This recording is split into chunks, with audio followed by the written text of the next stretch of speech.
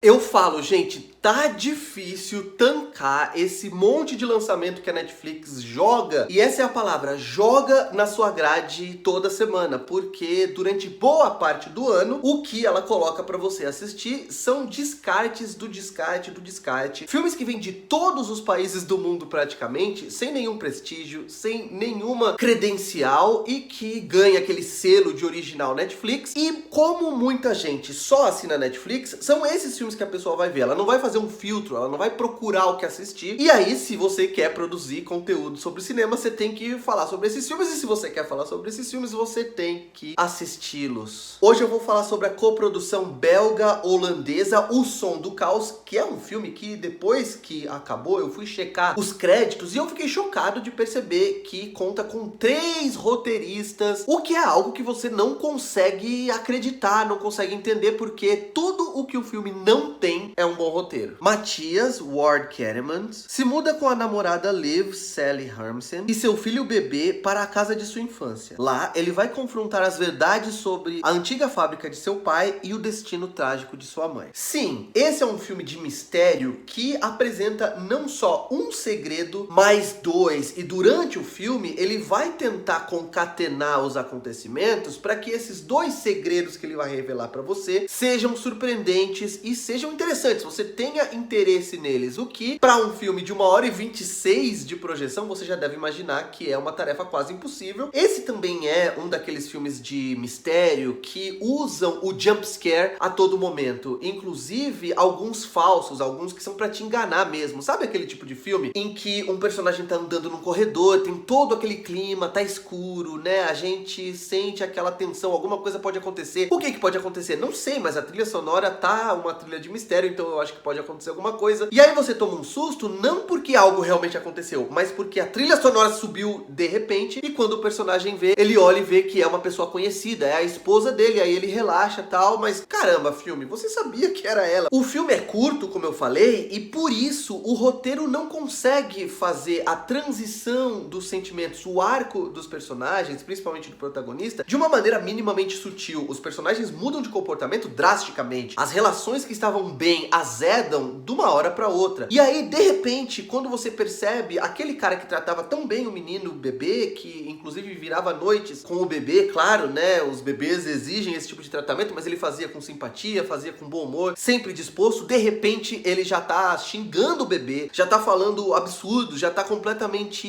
enlouquecido. E a gente não viu essa transição. E é claro que o conflito no casamento também vai vir de repente, e aí, quando você menos espera, ele solta uma frase expositiva do tipo, eu ganho mais do que você, que é algo que não faz o menor sentido, você não sabe por que ele tá falando isso, quais são os rancores, quais são as mágoas que ele tem dela. Pra isso, o filme simplesmente não desenvolve os seus personagens. Esse é um filme sem desenvolvimento de personagens, o que é básico em qualquer roteiro de qualquer gênero. Esse também é um daqueles filmes ambientados numa cidadezinha pequena, ou pelo menos numa comunidade pequena, em que todos os coadjuvantes têm algum segredo a guardar e eles olham para os desavisados, que são os personagens principais, de uma maneira misteriosa, e quando convém pro roteiro eles começam a soltar essas informações de uma maneira bem mastigada, bem expositiva. Os personagens se comportam de maneiras que não são convincentes, são maneiras completamente absurdas e aleatórias. A moça acaba de ter uma discussão com o namorado, perceber que ele é agressivo, perceber que ele é um risco para a vida do bebê, e na cena seguinte ela tá saindo de carro e deixando o filho sozinho com aquele cara durante a noite. E no final das contas, os 2 segredos que são revelados são também insuficientes. Um deles, que é todo aquele contexto da fábrica do pai, não é de forma alguma explicado. O filme acaba e deixa tudo no ar. E aqui eu vou soltar um spoiler, se você não tiver problema, um spoiler pequeno. Que diabos aconteceu com o cunhado do protagonista? O filme simplesmente acabou e pensou, não, é melhor deixar ele lá, não vamos resolver aquela questão, não vamos contar para o espectador o que aconteceu com ele, o que é um erro tenebroso, sem contar outros, né? O fato do protagonista a ser um cara muito famoso na internet, que parece que vai ser algo muito importante no começo do filme, é logo abandonado, porque o filme se transforma num filme bastante genérico, bastante convencional e ainda por cima um tanto aborrecido. É um filme que eu não recomendo de forma alguma. Eu quero saber de vocês